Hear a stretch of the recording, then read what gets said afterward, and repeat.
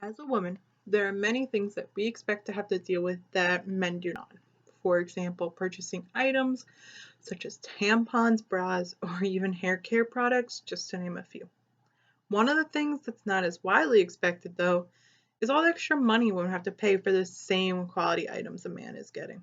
This is most commonly known as the pink tax. It's known as such because more often than not, the objects that women end up buying are colored pink.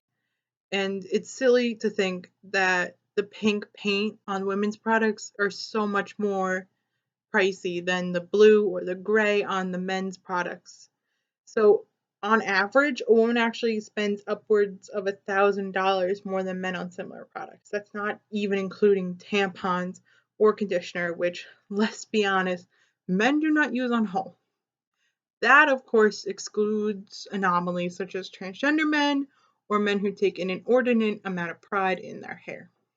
If I'd included that, the number would be astronomical. These products, though, they're wide in range. For example, razors usually have a $2 difference between women's and men's. But even that small difference means that in the course of one's lifetime, if, say, a man and a woman have both bought 4-pack razors from CVS every month their whole life, they would have such different prices. The men would end up spending $3,952 in his lifetime, and the women would spend $5,536. This is a difference of almost $2,000 just on razors alone. It's crazy to think that. And actually, one of the worst offenders, though, it's deodorant.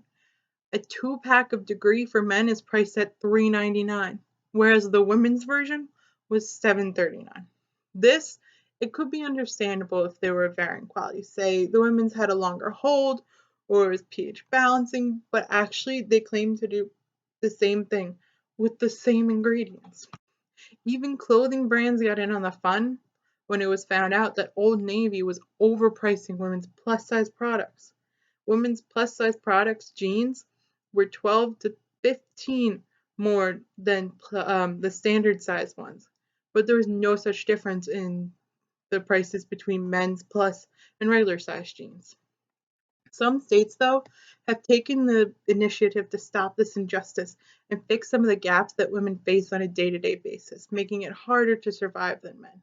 Women are already getting paid less for the same amount of work, and this is known as the wage gap, which is also a problem that needs to be faced in our country. But with having to pay more for necessary products and getting paid less, it makes it even more difficult. Luckily, though, Pennsylvania is one of the states that has one of these initiatives, and so is California. In California, actually, they have laws in their civil code that deal with personal rights on the problem. It states that no business or establishment of any kind whatsoever may discriminate with respect to the price charged for similar services or like kind against a person because of that person's gender. While this is a great advancement, it is only half a win, really, since this amendment has another one right below it, and it states nothing in subdivision B, the previous quote, prohibits price differences based specifically upon the amount of time, difficulty, or cost of providing these services. This gives companies a really horrible loophole, and it still needs to be handled because they can overcharge someone just because it's pink and claim that the pink paint costs more when it really doesn't, or that they needed so much more to produce it. To correct this wrong, there needs to be nationwide laws that prevent discrimination based on gender. The United States has always had problems with equality and discrimination. This was seen in the civil rights movement, the Japanese internment camps, the gay rights struggles, and the current immigration struggles that we are seeing in our nation.